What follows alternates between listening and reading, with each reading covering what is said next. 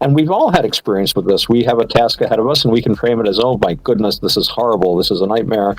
And we talk to ourselves and saying, "This is going to be terrible. You're going to have a sore back. You don't want." Or you can frame it as, "Good, my exercise program. I should lose about 4 pounds, carrying all this stuff."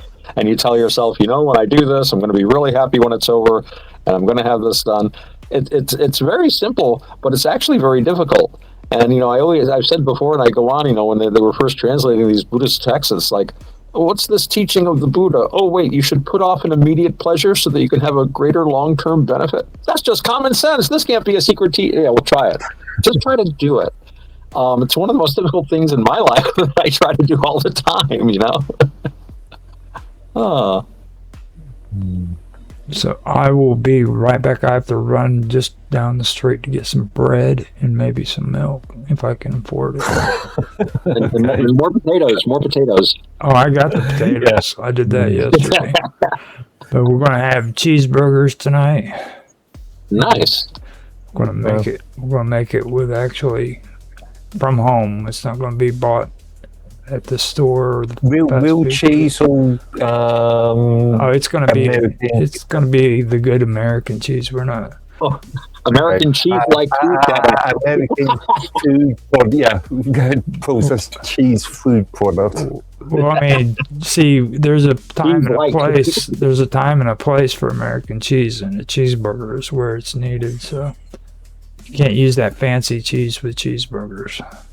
Okay. So I'll be right back.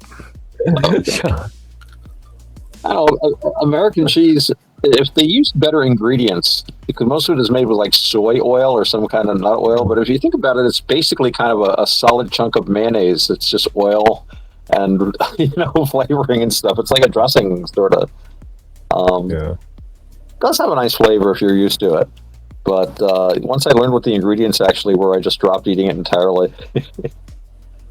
Thankfully, I'm in Europe, so I've got plenty of options when it comes to cheese. Unlike you poor Americans. You'd be surprised. A lot of restaurants now give you options of like cheddar or Swiss on your hamburger and your omelet. And although they always offer American cheese, as they call it.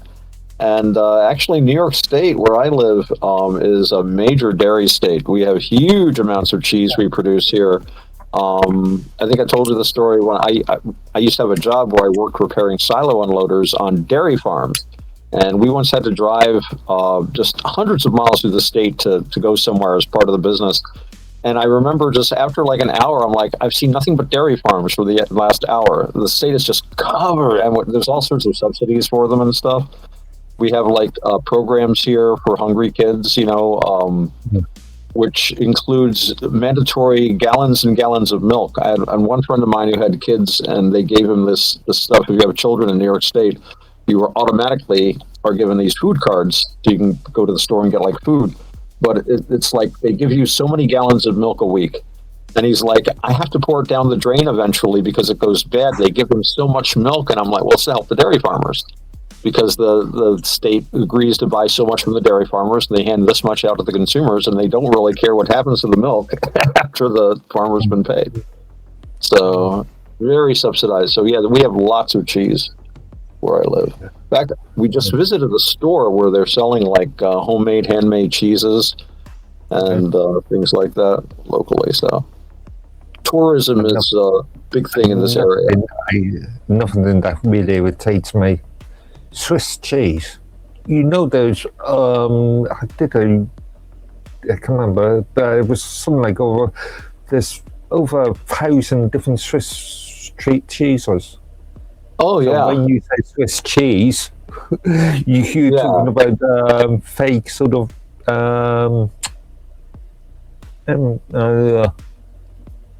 Gouda. No, that's not Swiss. I think that's Dutch, isn't it? Yeah, but Swiss I know cheese. there's all kinds. Well, I usually, when I buy Swiss cheese, so-called, I buy Finlandia brand. It's made in Finland. So it's actually Finnish cheese. Okay. But it has holes in it. Yeah. They probably marketed as Swiss style or something like that. Yeah. That's an Italian sausage. You know, it's in Italy. Sausages change from province to province. Oh yeah. Each province has got its own sausage. So. Oh yeah. We actually have an Italian. We have an Italian-owned delicatessen around here, and they have different sausages every week. You know, this kind and that. You know, risotto and prosciutto, and I don't know all the names, but they make them fresh. Best sausage I ever had. I'm not really big on sausage, but I was visiting I was with a friend of mine. He was dating a waitress at this German restaurant, and we'd gone. We went out there, and he said, "Let's stop at this restaurant. I want to visit with her."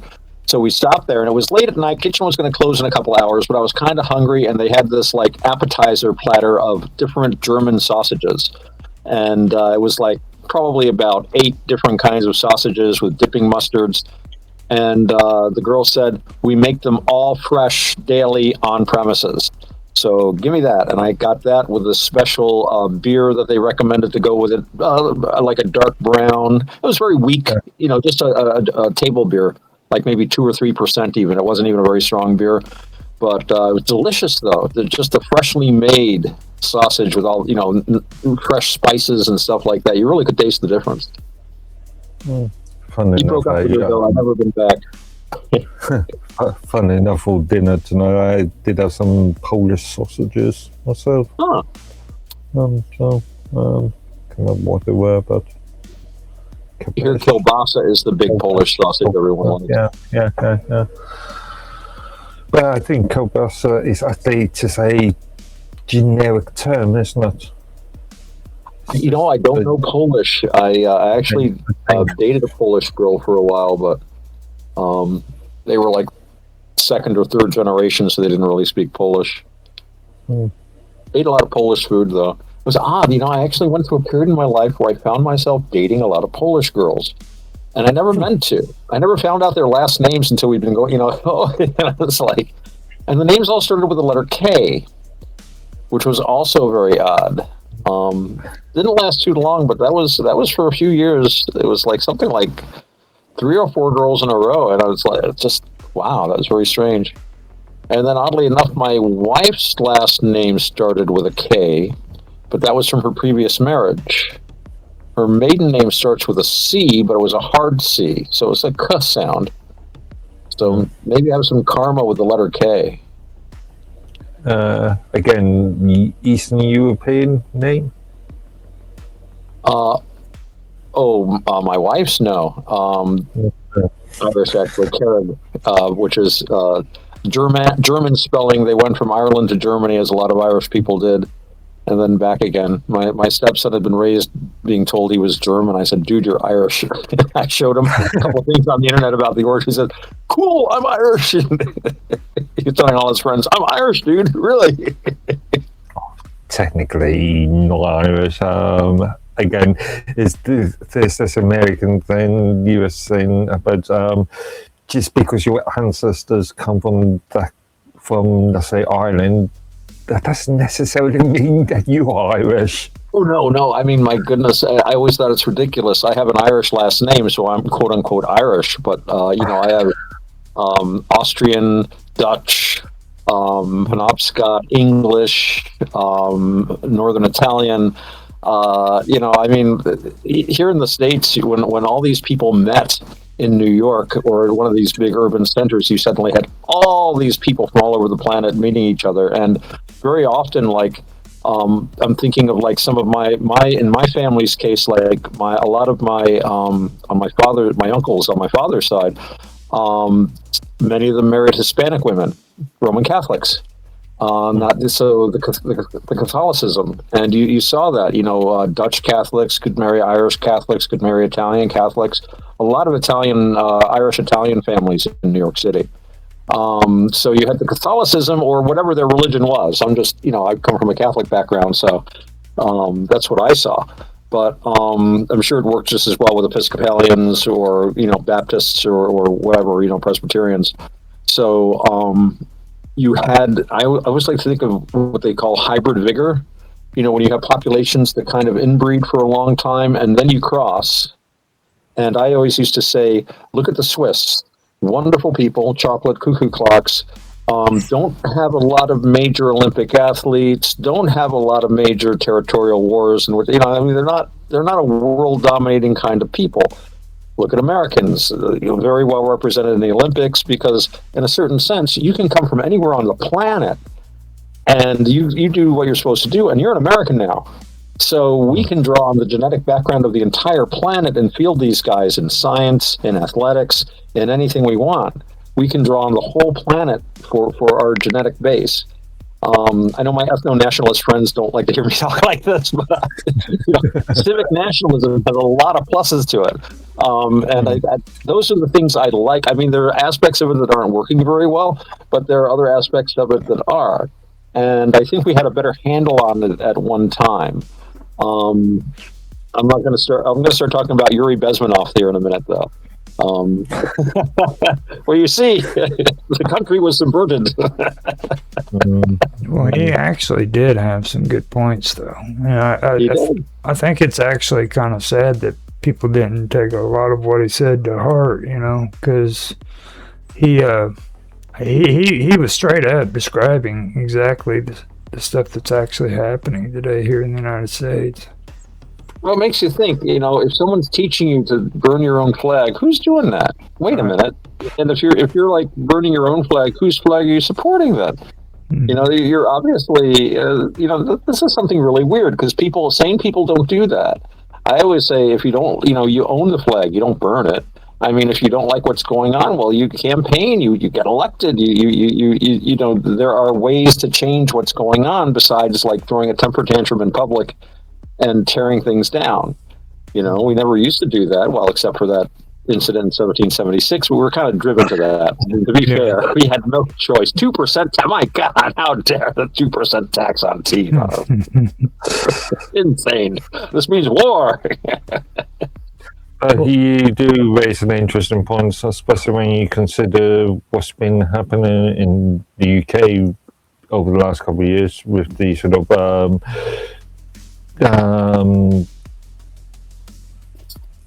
disinterest in the English, especially the English flag, the St. George's flag, the sort of destruction of statues in sort of figureheads of this country, and the sort of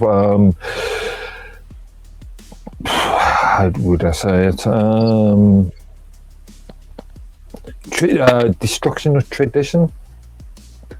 Deliberate sort of history. Yeah, it's your history. Yeah. You know what I mean? And then if you take what he was also saying and you listen to it, he's also talking about these movements. Okay, like we've got these movements. It doesn't, and the subversion doesn't care about what movement it is. It's going to subvert it. Okay, it could be a nationalist movement. It could be a socialist movement. It could be those, hippies sitting out there freaking protesting.